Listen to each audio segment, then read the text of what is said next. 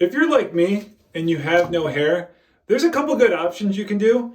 One is just keep it really short. One really good option would be a buzz cut with, like, say, a guard number 1 or no guard. Very easy, do it yourself. You buy this one-time investment. It will last you. I'm on like year 12 for this. Let's take a look at what that looks like. My head with no guard. I just went against the hair. I get a little irritated if I use a razor.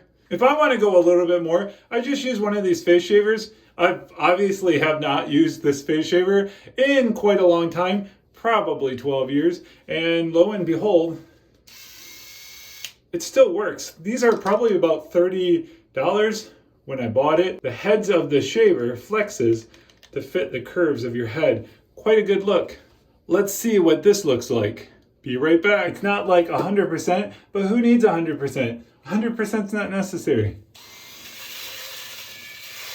If you hear noise, that means it's cutting.